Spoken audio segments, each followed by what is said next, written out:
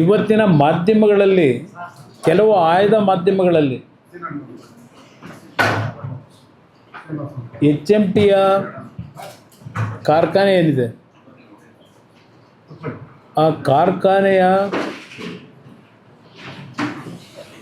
ಭೂಮಿಯ ಬಗ್ಗೆ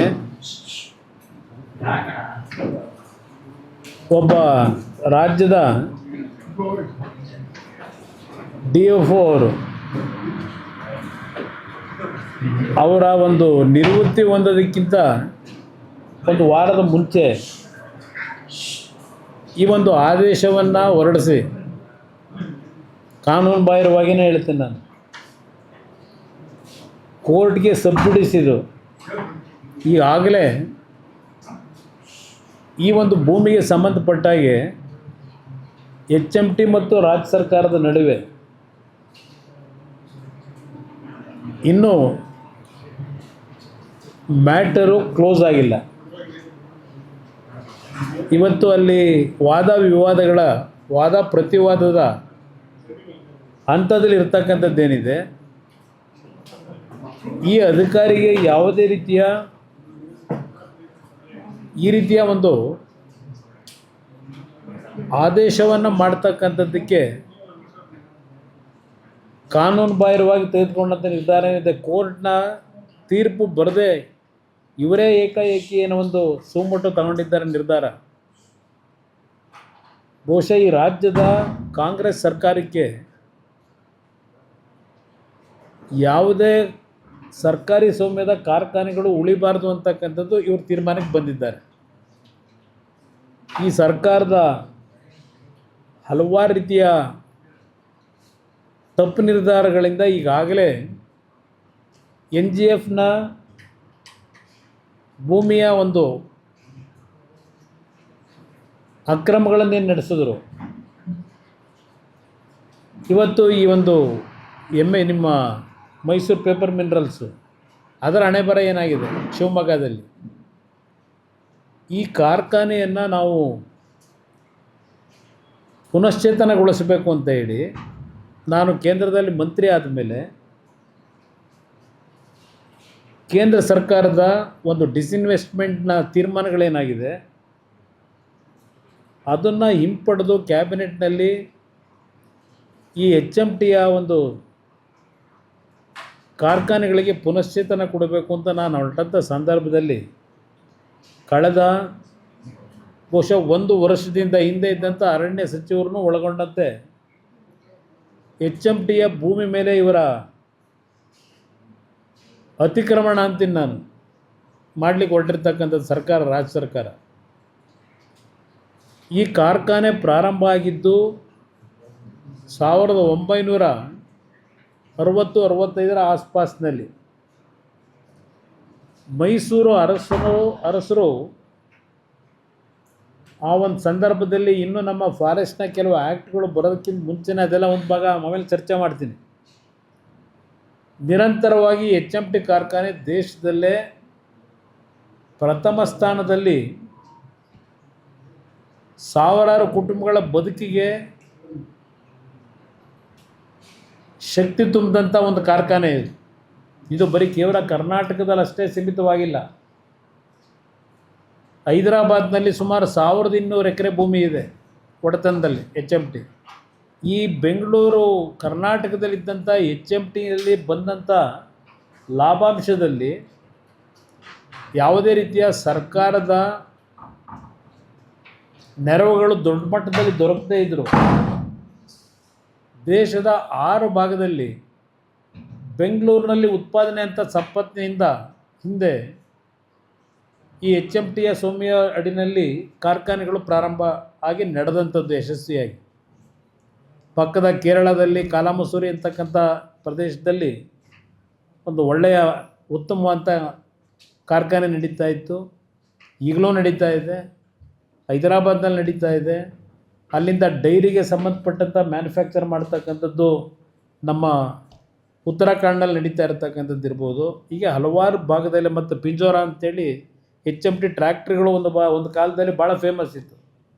ಅದು ದೊಡ್ಡ ಮಟ್ಟದಲ್ಲಿ ನಡೆದಂಥದ್ದು, ಇವತ್ತು ನಿಷ್ಕ್ರಿಯವಾಗಿರ್ತಕ್ಕಂಥದ್ದು. ಇದೆಲ್ಲವನ್ನು ನಾನು ಗುರುತಿಸಿ ಕೇಂದ್ರದ ಸರ್ಕಾರ ಪ್ರಧಾನಮಂತ್ರಿಗಳು, ಗೌರವಾನ್ವಿತ ಪ್ರಧಾನಮಂತ್ರಿಗಳು ಮತ್ತು ಆರ್ಥಿಕ ಸಚಿವರು ಅವರನ್ನು ಇವತ್ತು ಹಲವಾರು ಬಾರಿ ಭೇಟಿ ಮಾಡಿ ಸದ್ಯದಲ್ಲೇ ಬಹುಶಃ ಮೊನ್ನೆ ನಡೀಬೇಕಾಗಿತ್ತು ಈ ಒಂದು ಕಾರ್ಖಾನೆಗೆ ಸಂಬಂಧಪಟ್ಟಂಥ ರಿವೈವಲ್ಗೆ ಪ್ಲ್ಯಾನ್ ಇದೇನು ಕೊಟ್ಟಿದ್ದೇವೆ ನಾವು ಆರ್ಥಿಕ ಇಲಾಖೆಗೆ ಪ್ಯಾರಿಸ್ಗೆ ಹೋಗಬೇಕಾದಂಥ ಹಿನ್ನೆಲೆಯಲ್ಲಿ ಆರ್ಥಿಕ ಸಚಿವರು ಅದನ್ನು ಮುಂದಿನ ವಾರಕ್ಕೆ ಅಂತೇಳಿ ನಿಗದಿ ಮಾಡಿತ್ತು ಸಮಯ.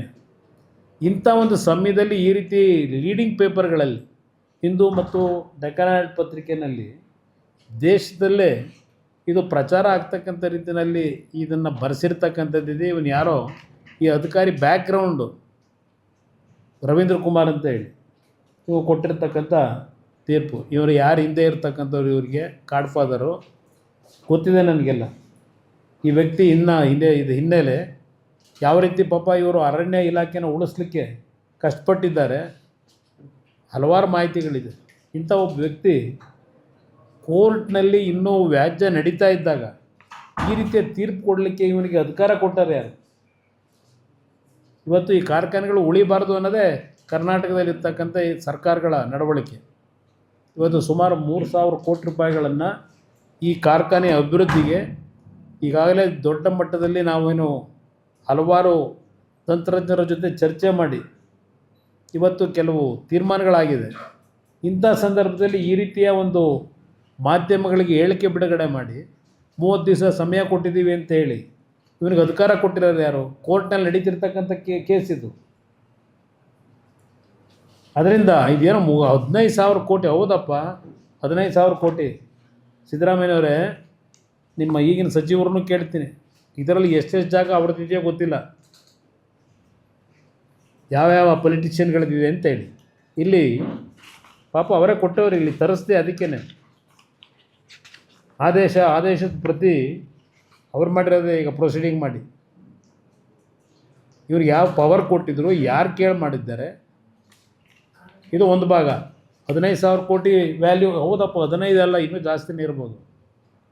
ನಾನು 15,000 ಕೋಟಿಗೆ ಸೀಮಿತ ಮಾಡೋದಿಲ್ಲ ಆ ಜಾಗನ. ಇಲ್ಲಿ 173 ಎಕರೆ ಅಂತ ಹೇಳಿದ್ರಲ್ಲ, ಏನೋ ಬರ್ಕೊಂಡವ್ರಲ್ಲ ಇವತ್ತು. ಈ 173 ಎಕರೆ ಎಲ್ಲಿಂದ ಪ್ರಾರಂಭ ಆಗಿದ್ದಿದ್ದು? ಇದು ಸಿಂಗಾಪುರ ಮಾಡ್ತೀವಿ ಅಂದ್ರಲ್ಲ, ಈಗ ಅದೇನೋ ಬೆಂಗಳೂರನ್ನ ಇದೇನೋ ಮಾಡ್ತೀವಿ ಅಂತ ಹೊರಟವ್ರಲ್ಲ ಈಗ. ಬ್ರಾಡ್ ಬೆಂಗಳೂರು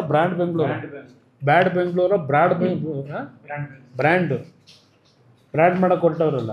ಇದು ಯಾವ್ಯಾವ ಡೇಟ್ನಲ್ಲಿ ಈ 173 ಎಕರೆ ಸೇಲ್ ಮಾಡಿರೋದು? ನಾನು ಮುಖ್ಯಮಂತ್ರಿ ಆದಾಗ 2006ರಲ್ಲಿ ಈ ವಿಷಯ ಗಮನಕ್ಕೆ ಬಂದ ಮೇಲೆ 1 ಇಂಚ್ ಭೂಮಿಯನ್ನು ರಿಜಿಸ್ಟ್ರೇಷನ್ ಆಗಬಾರ್ದು ಅಂತೇಳಿ ಈ ರಿಜಿಸ್ಟ್ರಾರಿಗೆ ನಾನು ಪತ್ರ ಬರೆದು ಸರ್ಕಾರದಿಂದ ಡೈರೆಕ್ಷನ್ ಕೊಟ್ಟು ನಿಲ್ಲಿಸಿದೆ. ಅದಕ್ಕಿಂತ ಮುಂಚೆ ಯಾವ್ಯಾವ ಇಯರ್ನಲ್ಲಿ ಎಷ್ಟೆಷ್ಟು ಎಕರೆ ಸೇಲ್ ಯಾರಿಗೆ ಮಾಡಿದ್ದಾರೆ, ಸರ್ಕಾರದ ಸ್ವಾಮಿಗೆ ಕೊಟ್ಟಿದ್ರೆ ಬೇರೆ, ಕೆಲವು ಕೊಟ್ಟಿದ್ದಾರೆ ಇಸ್ರೋಗೆ ಮಗದೊಂದಕ್ಕೆ, ಅದು ಸರ್ಕಾರದ ವ್ಯಾಪ್ತಿಯಲ್ಲೇ ಇರ್ತಕ್ಕಂಥದ್ದು. ಕೆಲವು ಪ್ರೈವೇಟ್ನವ್ರು ಕೊಂಡ್ಕೊಂಡು ಯಾರು ಇವ್ರಿಗೆ ಕೊಟ್ಟವರು, ಯಾರು ಪರ್ಮಿಷನ್ ಕೊಟ್ಟವರು, ಇದರಲ್ಲಿ ಯಾರ್ಯಾರ ಪಾತ್ರ ಇದೆ? ನಾನು ಹಿಂದೆ ಜಕ್ಕೂರು ಪ್ಲ್ಯಾಂಟೇಷನ್ದು ಹೇಳಿದೆ. ಜಕ್ಕೂರು ಪ್ಲ್ಯಾಂಟೇಷನ್ನು 170 ಎಕರೆ ನಿಮ್ಮ ವೈಮಾನಿಕ ತರಬೇತಿ ಕೊಟ್ಟಿದ್ದು ಬೇರೆ ಆ ಜಕ್ಕೂರು ಪ್ಲ್ಯಾಂಟೇಷನಲ್ಲಿ. ಇನ್ನು ಈ ಕಡೆ 170 ಎಕರೆ ಇದೆಯಲ್ಲ, ಇನ್ನೊಂದು ಭಾಗ 300 ಚಿಲ್ಲರೆ ಎಕರೆನಲ್ಲಿ, ಅಲ್ಲಿ ಯಾರ್ಯಾರು ಎಷ್ಟೆಷ್ಟು ಎಕರೆ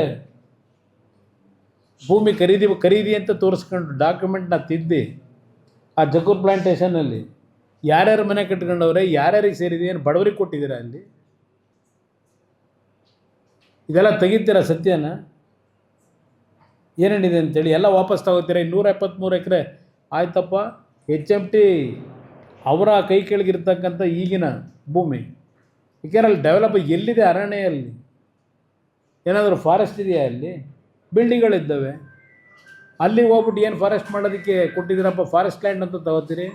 ಕೆಲವು ದೊಡ್ಡ ಮಲ್ಟಿ ಸ್ಟೋರ್ ಬಿಲ್ಡಿಂಗ್ ಕಟ್ಕೊಂಡವ್ರಲ್ಲ, 20-30 ಫ್ಲ್ಯಾಟ್ನ ಅಡಿ ಇದು ಒಂದೊಂದು ಫ್ಲೋರ್ನ ತೆಗಿತೀರ. ಅವ್ರನ್ನೆಲ್ಲ ಏನು ಆ್ಯಕ್ಷನ್ ತಗೋತೀರಿ? ಇಲ್ಲಿ ಯಾವ್ಯಾವ ಡೇಟಲ್ಲಿ ಸೇಲ್ ಆಗಿದೆ, ರಿಜಿಸ್ಟ್ರ್ ಮಾಡಿಕೊಟ್ಟವ್ರೆ, ಇಲ್ಲಿದೆ ಇಟ್ಕೊಂಡಿದ್ದೀನಿ, ಯಾವ ಡೇಟಲ್ಲಿ ಮಾಡಿದ್ದಾರೆ ಅಂತಕ್ಕಂಥದ್ದಕ್ಕೆ. ಒಂದು ಕೋರ್ಟ್ನಲ್ಲಿ ಇನ್ನೂ ವ್ಯಾಜ್ಯ ನಡೀತಿದ್ದಾಗ ಇದ್ರ ಬಗ್ಗೆ ಏಕಾಏಕಿ ಈ ಅಧಿಕಾರಿಗೆ ಪ್ರೇರೇಪಣೆ ಕೊಟ್ಟವ್ರು ಯಾರು? ಯಾವ ಕಾರಣಕ್ಕೆ ಕೊಟ್ಕೊಂಡಿದ್ದೀರಿ ಸರ್ಕಾರದಲ್ಲಿ? ಇಂಥ ಅಧಿಕಾರಿಗೆ ಅಧಿಕಾರ ಎಲ್ಲಿದೆ ಕೊಡ್ಲಿಕ್ಕೀಗ? ಕೊಟ್ಕೊಂಡವ್ರು 15/6/2026 ಮೊನ್ನೆ ರಿಟೈರ್ ಆಗವ್ರೆ 30ನೇ ತಾರೀಕು. ಇದು ಪರಿಸ್ಥಿತಿ ಇರ್ತಕ್ಕಂಥದ್ದು. ನಾನು HMTಲಿ ಕೆಲಸ ಮಾಡ್ತಕ್ಕಂಥ ನೌಕರರಿಗೂ ಗಾಬರಿ ಆಗಬೇಕಾಗಿಲ್ಲ ಅಂತ ಹೇಳ್ತೀನಿ. ಇವತ್ತು HMTಯ ವಾಚ್ಗಳು ಸಂಪೂರ್ಣವಾಗಿ ಮುಚ್ಚೋಗಿತ್ತು ತಯಾರು ಮಾಡ್ತಕ್ಕಂಥದ್ದು. ಇವತ್ತು ಡಿಮ್ಯಾಂಡ್ ಮಾರ್ಕೆಟಲ್ಲಿ 1,000 ಮಾಡ್ತಾ ಇದ್ದಿದ್ದು ಈಗಾಗಲೇ ಮುಗಿದೋಗಿತ್ತಲ್ಲ, ಶುರು ಮಾಡಿ ಈಗ 9,000 10,000 ಪ್ರತಿದಿನ ಮಾಡ್ತಕ್ಕಂಥದ್ದಕ್ಕೆ ಈಗಾಗಲೇ ಒಂದು ಚಾಲನೆ ಕೊಟ್ಟಿದ್ದೇವೆ. ಇದು ಹಾಕಿರೋದು ಅಂಬೇಡ್ಕರ್ ಚಿತ್ರ ಇರತಕ್ಕಂಥ ವಾಚ್, ಇದು HMT ವಾಚ್. ಇವತ್ತು ಇದಕ್ಕೆ ಎನ್ಕರೇಜ್ಮೆಂಟ್ ಕೊಡಬೇಕು. ನೀವು HMT ವಾಚ್ ಅಷ್ಟೇ ಅಲ್ಲ, ಹಲವಾರು ಮೆಷಿನ್ ಟೂಲ್ಸ್ಗೆ ಇವತ್ತು ರಷ್ಯಾದ ಒಂದು ಕಂಪ್ನಿ ಸಹ ಒಂದು ನಮ್ಮ ಜೊತೆಯಲ್ಲಿ ಕೈ ಜೋಡಿಸ್ತಾ ಇದ್ದಾರೆ ಈಗ, ಅದನ್ನು ಇಂಪ್ರೂವ್ ಮಾಡ್ತಕ್ಕಂಥದ್ದಕ್ಕೆ.